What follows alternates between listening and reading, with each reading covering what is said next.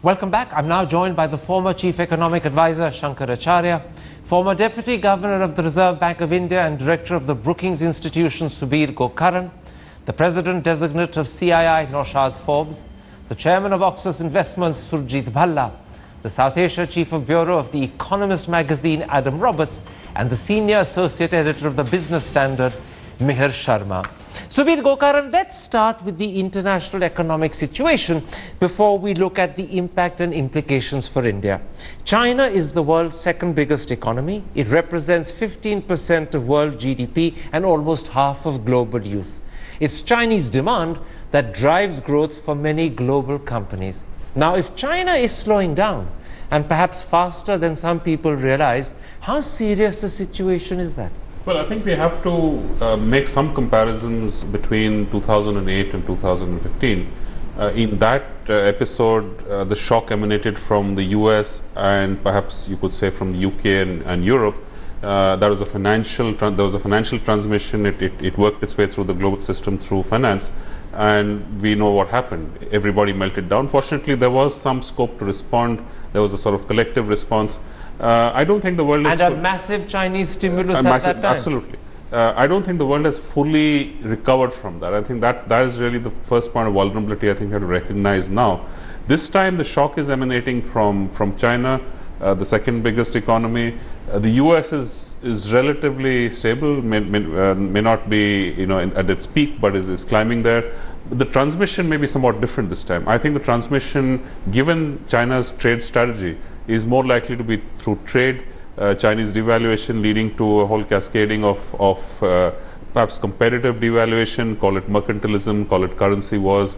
But I think this is possibly the transmission mechanism through which this shock will play itself out through the global economy. So in a nutshell, for layman, you're saying that in fact the mechanism of transmission won't be the banking system so much as through trade and trade imbalances. Yeah.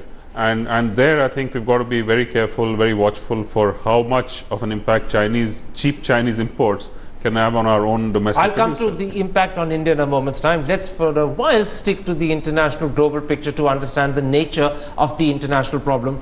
Dr. Shankaracharya, let me quote from today's leader in the British paper, The Times.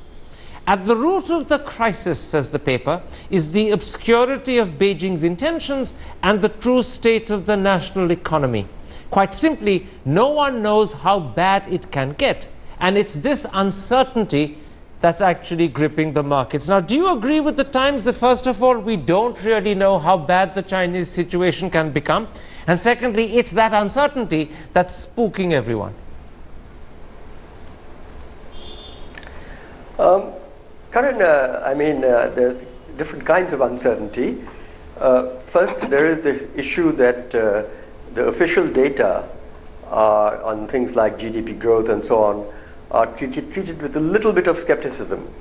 People believe that when China was growing fast, at times it was actually growing faster than it was shown to be. And when it slows down, a mirror image may be happening. So that when, I think for the last quarter they reported 7%, whereas other indicators suggest, according to the China hands, that growth might be closer to 5%, if not less. But the fact is that clearly China is slowing down. Yes, there's some uncertainty at what rate it is slowing down and what that future trajectory will be.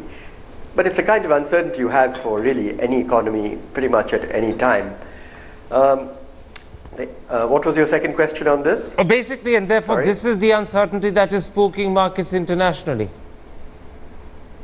Yes, definitely. I mean, it's spooking markets for also the reason that Subir already mentioned, which is that China is now a pretty big gorilla on the world stage. It is over $10 trillion economy, clearly the second largest and so forth. And what happens there will have both direct effects on the rest of the world, as well as in certain cases some contagion effects.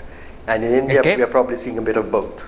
Naushad Forbes, the second problem on the horizon is the anticipated interest rate hike in the United States, which the US Federal Reserve is going to be announcing sometime in September. Now, to be honest, today there are two schools of thought, some who say this will happen and others who say because of the uncertainty it could get postponed till December. But either way, do you believe this is another element of uncertainty that's worrying people and keeping particularly fund flows very volatile? Yes, it is, I think, one of the factors fostering uncertainty. And I think it's a much more real factor in a sense than the actual fall in the Chinese markets. Because I think one should draw a distinction between what's happening in terms of short-term changes in market values and what's happening in the real economy. And I think what's happening in the real economy is more robust, including in China. And if we've seen a reduction in the growth rate there from over 10% to closer to 7% now as reported, I think the key factors are where's that growth coming from? If consumption and a lower proportion of export-led growth, that's not necessarily a bad thing for the global economy. So I think looking at what's actually happening within economies on the ground as opposed to happening in terms of share prices is at the end going to be much more robust from an economic perspective and have much greater impact on us. Okay. I think the market issue, you know, Paul Krugman wrote a paper a few years ago called The 7 Habits of Highly Defective Investors. And one of his habits was follow the herd. And I think there's this element of doing what everyone else is doing that drives markets in a particular way and amplifies every signal strongly. Absolutely. I take that point, but I'll simply add that the herd instinct is very much a human quality that we have, not just as finances, but in other aspects of our life as well. Surjit Bhalla, a third factor that seems to be disturbing markets at the moment is the sharp collapse in oil prices as well as international commodities almost across the range. Now, this has clearly badly hit OPEC countries, it's badly affected commodity exporting countries, and no doubt it's affected stock markets. But what impact will it have on international economic growth? Will it be an adverse impact or might it actually prove to be positive? Well, you know, for a long time, it was considered that low oil prices are good for world growth. And I think that, if you will, holds today as well. In the environment where the Chinese devalued, there were concerns about growth. Suddenly now, with commodity prices also falling, including oil, this, if you will, set up a contagion that really all prices were going to zero, and if you will, that growth was going to go to zero. So this is again what was recently mentioned about the herd effect and everybody swinging in one side and then swinging in the other side. But I honestly think that the world environment today is in better shape than it's ever been. That is to say, in the last 5-6 years. You've got, and especially India, where we had the problem of very, very high inflation, and we don't have that anymore. I'll come to India in a moment's time. Let's leave India out. Let's just stick to the global picture. We'll come to India in a moment's time. Sorry, carry on. Yeah. So the global picture actually, if you look at the various continents, England, US, Europe, and Japan are, if you will, growing at a faster pace than we expected them to grow last year, and then we expected them to grow this year. So these countries are, if you will, in fantastic shape. India is in fantastic shape. China is the only one of the major countries, apart from the commodity producing countries like Brazil, etc., that, if you will, are growing below expectations. But I would add a cautionary note over here, is that the expectations, if you expect China to grow at, if you will, 7, then clearly it's growing below expectations. But if you think it's going to grow at 4, it's growing much better than that. Well, yes, but I'm going to stop you there. I'm going to stop you there because I just point out for the sake of the audience that there are some credible economists who believe that in fact China is not growing at 7. Andrew Pope believes, for example, it's growing something closer to 4%. So there are question marks about what level China is growing at, and that adds to concerns. But you know, you heard Surjit Bhalla say a moment ago, Mir Sharma, the countries in Europe were doing fantastically, his words exactly. I'm going to quote to you, and forgive me from your rival paper, The Economic Times, where Swaminathan Iyer has pointed out that, in fact, major Western governments actually don't know what to do at this time of crisis. He says there are, for instance, several OECD countries where interest rates are already close to 0%. So clearly, they don't have a monetary policy lever to use. Again, there are many countries in the West where fiscal deficits are far larger than they should be. So once again, they don't have a fiscal policy lever to use. And because international export demand is slumping, they can't use exports to stimulate their economy. Would you agree with Swaminathan Iyer's conclusion that there are many countries, despite the fact that you've heard Surjit Bhalla say who are doing fantastically, who actually can't do much more than grit their teeth and wait for the crisis to play out? Well, Swami's forgotten that there's always another lever, which is structural reform. And in a lot of European economies that are short of fiscal and monetary levers, there's always the possibility of making your labor markets and your innovation markets a lot more flexible. And this is something that I think the French, for example, should have done a long time ago. And they have to get around to it. Countries where there is high youth unemployment in particular need to change the structure of their labor market in such a way that more people get to work, more people start innovating. And but those structural reforms are often socially very painful, and the time when you don't want to do them is when anyway your economy is suffering. But there's a lever and there's pressure. When you're not growing, when you have no funds, this is the point in time when So what you're saying is they have a choice. They have a choice. Not just grit their teeth and wait, but grit their teeth and bite their tongue as well. You always reform in crisis. Well, yes, absolutely. But it's a difficult political decision. Adam Roberts, up till now, the great belief, particularly in the 70s, 80s, and maybe 90s, was that the United States was there to bail out the world economy. Today, although the United States is a dominant economy, it's not the sort of dominant player it used to be. So can it still act as the buyer of last resort and stave off the fear of a global recession?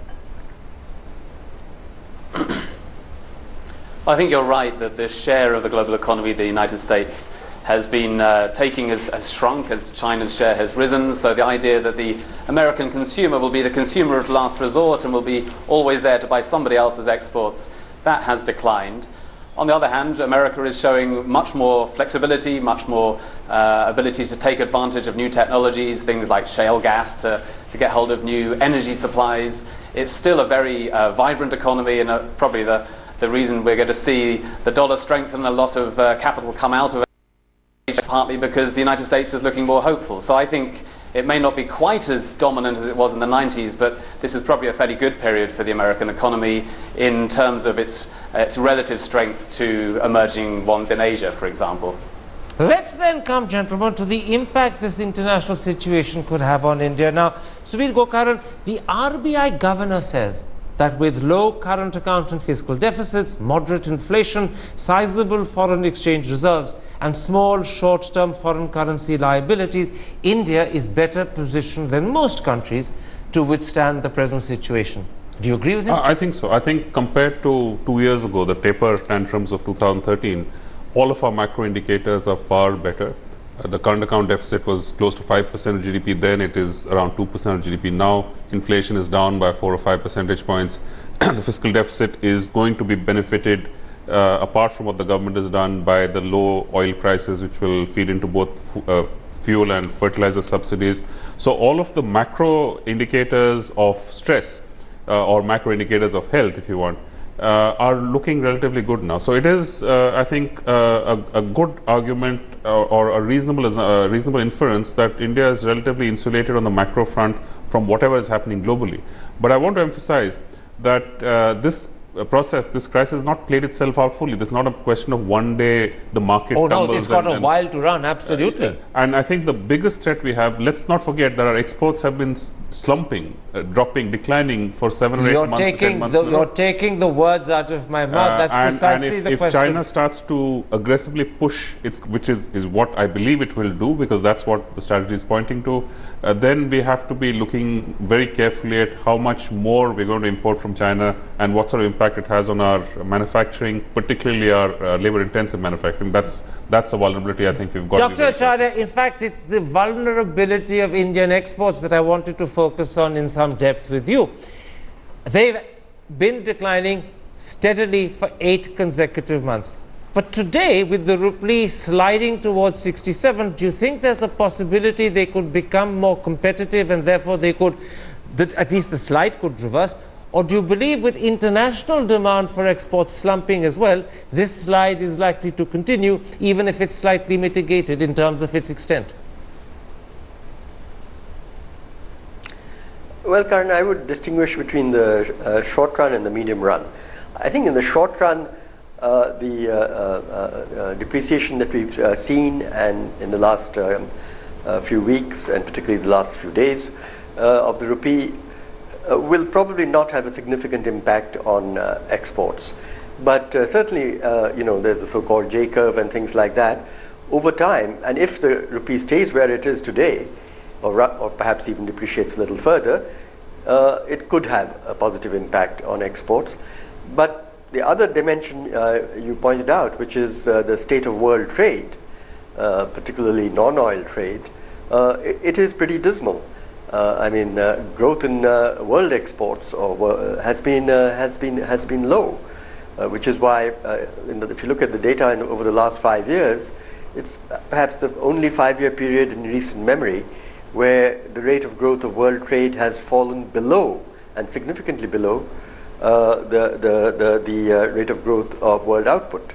So we are not. So that is a problem for every country really at present. And it will be a problem that would hit India as well, won't it? It will certainly hit India, and it will hit us perhaps in one way particularly bad, because our entire sort of international trade sector, both particularly the export side, is not really geared up that well. Whether you look at the quality of our logistics setup, infrastructure setup, the way we handle transactions, uncertainties with respect to taxation and so forth, we are just not that competitive. And to expect the exchange rate to bear the brunt of that lack of competitiveness is really not the right way to go. It can certainly help, but other things should be done. Naushad Forbes, if the rupee is falling, the yuan, the Chinese currency, is falling even faster and even further. Now, what will be the impact on India's trade balance with China? Will our 11 billion exports to China grow because the rupee is becoming somewhat more competitive? Or, on the other hand, will China's 60 billion exports to India, which are our imports, actually grow much more? A, because the yuan is falling faster, and B, because, as you heard Sudhir Gokaran say, China will resort to aggressive export promotion practices, an area where it usually is more effective than we are. So I think one should look at what it is that we export to China and look at what we import from China. What we import from China is largely consumer goods that are consumed across the country. A lot of consumer electronics, a lot of small consumer items like toys and everything else. And if you take all of those items, I think as a result of the rupee falling, I think we will see and the yuan falling so far largely in tandem. I think the relative price in rupees is going to stay much the same. I don't see that changing very significantly. The same in terms of India's exports to China. If you look at India's exports to China, I think they're largely at the commodity end.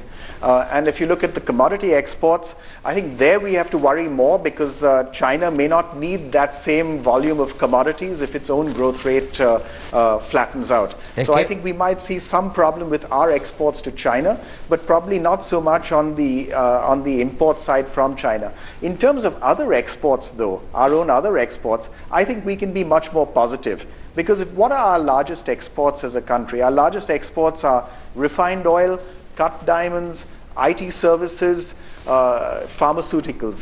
These are our top exports as a country, and maybe engineering products.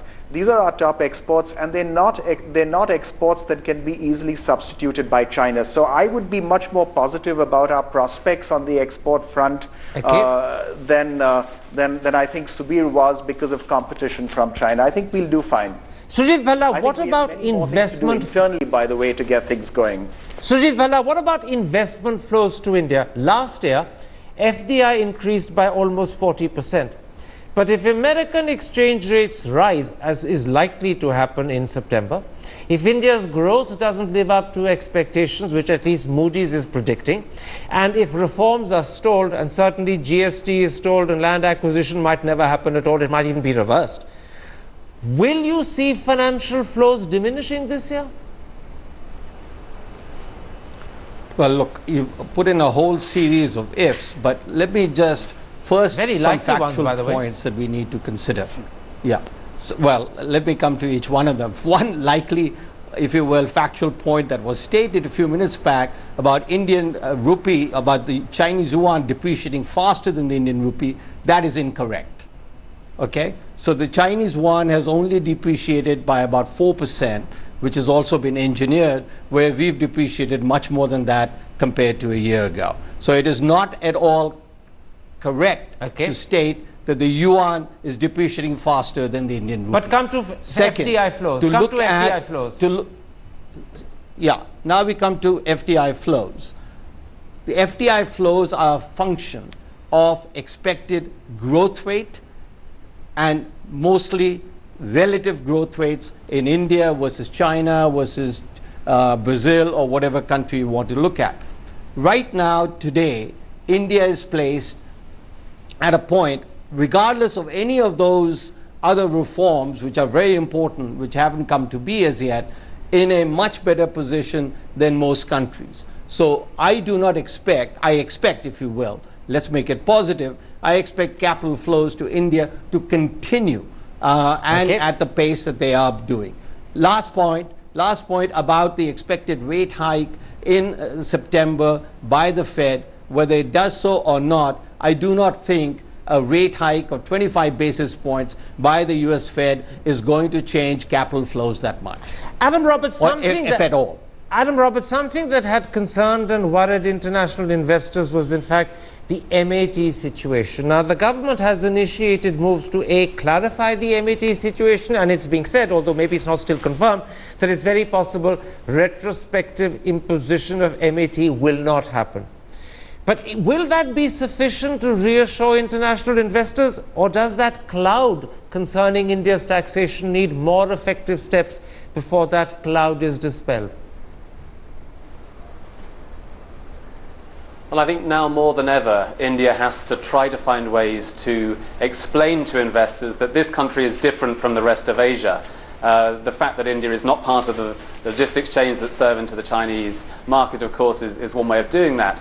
But India also needs to show investors that there is a really strong narrative of reform, of being pro-market, and being a country that really wants to get the high growth that various people on this show have been talking about coming. I'm not as convinced as some people are that investors trust that that narrative is really there. And MAT is one of the issues that investors mention, the confusion about tax, the lack of clarity, as you mentioned in your previous question, about GST and other things. And I think there is some loss of enthusiasm in the last 6 months, for example, about how much change there has been in India.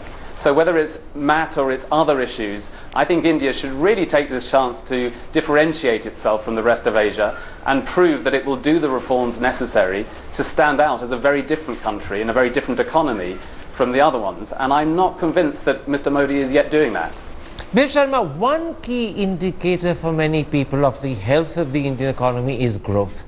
Now, Moody's very recently has reduced India's growth target from roughly 7.5 to 7%. But I noticed this morning, speaking to the Times of India, Jayant Sinha, the Minister of State for Finance, insists that India will achieve 8%. And I believe Mr. Jaitley is convinced we'll come in between 8.1 and 8.4.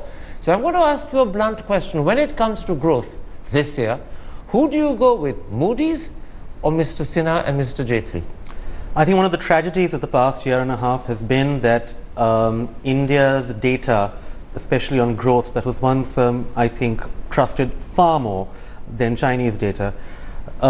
India's data, for various reasons, has begun to be questioned almost as much as many people question. This is the new way of calculating it. This is the new way of calculating it. I mean, you can have different views about it. A commission's looking into it, and it seems to have cleared it. It's an entire different show. But the simple point is that I think a lot of people sitting around rooms in New York or the City of London are not going to be looking at those numbers the same way that we are right now. They're going to be looking instead at other things. They're going to be looking at corporate earnings. They're going to be looking at the rate of return on investments in India that they've already made.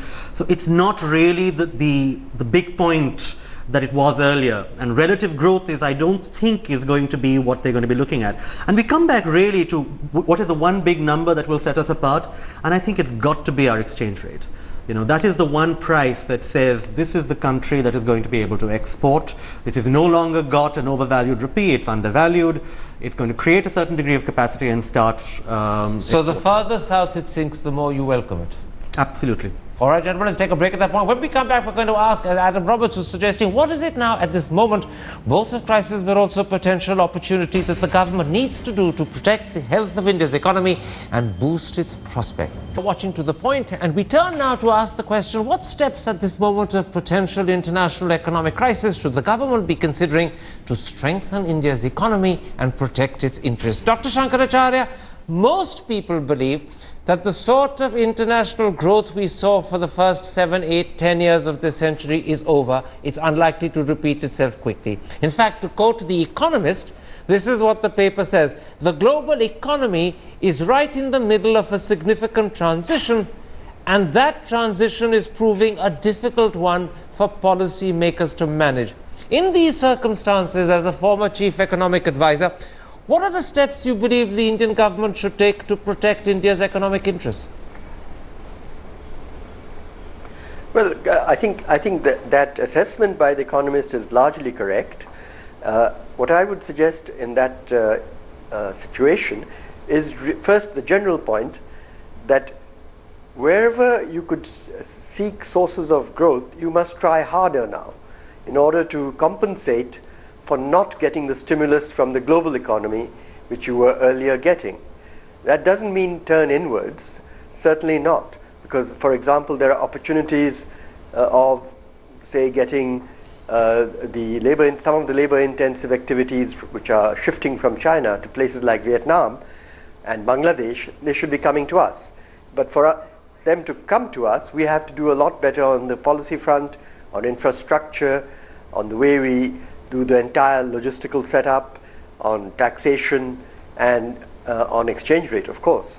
But anything that you can think of which will promote growth, whether it is doing GST, whether it is fighting successfully on the Land Acquisition Act or on labor reforms, all those usual things that we tend to talk about, they are now going to be at the margin much more valuable. Okay. Because whatever effect they have on growth will be much more valuable, because the global dynamism is probably not going to be there. So I think the basic point is that if you have something like a crisis or a slowdown in the global situation, you just have to try harder to get your economic act right in every dimension, whether it's infrastructure, whether it's this or that. Sujit Bhalla, there's talk today that the government is considering a special session of Parliament to pass GST. In this present environment, how important would be the successful conclusion of GST? Well, in any environment, a successful conclusion of GST would be fantastic for India. It's a major tax reform, something we desperately need, independent of what the growth rate in the rest of the world is. So I think it is very important, and I would hope that the politicians become less obstructionist and become more constructionist in terms of getting the Indian economy moving again towards a faster growth. Subir Gokaran, unfortunately, other reforms like amending the Land Acquisition Act or making labor laws more flexible don't look as if they're happening, and they don't look as if they're going to happen in a hurry. So how much cheer can investors both at home and abroad take from last week's banking reforms, which the government is very proud of? Well, I think the legislative route to reform, we should expect it not to provide us the sort of the safety valve against this global crisis. We're in a bad place, therefore. We are pessimistic about the prospects for reform domestically at a time when the global economy is turning rather hostile. So I think the imperative to use whatever space, as Shankar was just saying, to push ahead with domestic reforms. That's our strength. We're a big domestic market. That's what the BRICS mantra has been telling us, and we have to be taking advantage of that. So I think three things that we have to be doing. One is the infrastructure process and the financial process, part of which was done last week with the banks. Get the bad assets off the banks' books, give them the capacity to lend. I think that's the fundamental issue that we have to address. At the same time, get the infrastructure process going again, use whatever financial capabilities you have, public funding plus private guarantees, all of that combination. That's important. The second one is all of these tax issues, because I think one of the great irritants for foreign investors now is the uncertainty and the murkiness of the tax administration, not the legislative part, but the administrative part. I think we've got to send some very clear signals on that we're putting some of these things to rest, giving some assurances. I think those are absolutely administrative actions, and we have to do them as quickly as possible. Mir Sharma, the government is proposing to step up investment in infrastructure. How much will that, A, help the economy when perhaps growth is not as fast as we'd like it to be? And secondly, how much will it do to encourage private sector investment, which still remains pretty flat? Well, the theory is that as the government leads in with a great deal of infrastructure investment, that will crowd in private investment, that will suddenly, see the advantages of new roads and new highways. I'm a little bit more pessimistic about this than I was earlier. I'll give you an example as to why we perhaps should be pessimistic. The chairman of the Vizag port said about a couple of months ago that on the whole, Indian ports are operating at 60 or 70% capacity. In a lot of places, there is in fact excess capacity right now. In our power plants, in our steel plants, even in something as simple as port infrastructure.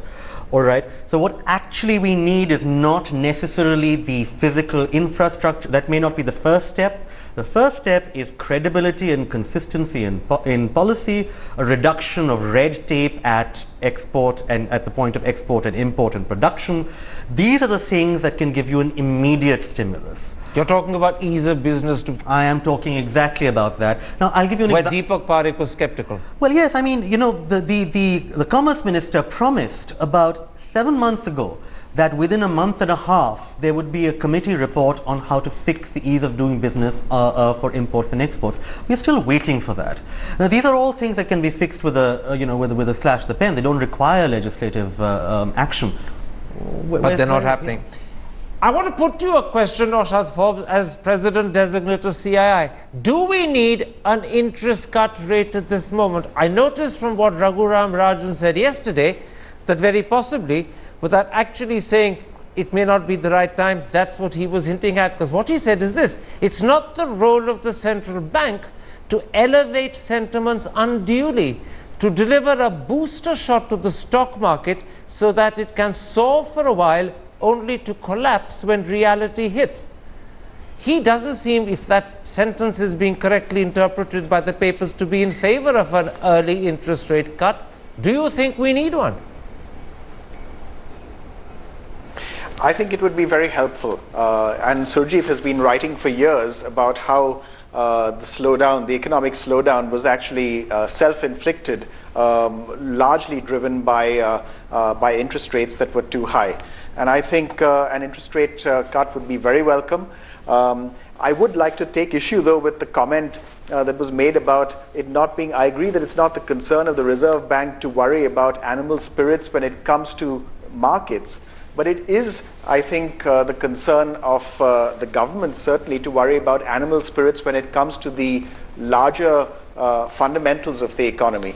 And it seems to me that where we have concerns and should have concerns is that with what's happening with the markets, if that starts showing up with negative sentiment hitting investment, and where Indian firms start investing less and it delays the investment cycle recovering, that could, I think, be a much deeper problem. And that's something that we should worry about. And the government can counter that by using this crisis, if you like, as an opportunity to push ahead with some of the reforms that were being talked about just now. So I think the signaling that would come out of passing GST, the signaling that would come out of moves like clarifications on the tax administration, all of this can be very positive as a way of getting animal spirits to revive an investment. Now, Adam Roberts, economic policy decision making is closely intertwined with also the political messaging at the same time. And at the moment, the government seems to be surrounded by political problems that are exacerbating. There's increasing discord in parliament. There's almost a fracture between the government and the opposition. The India-Pakistan talks have spectacularly failed.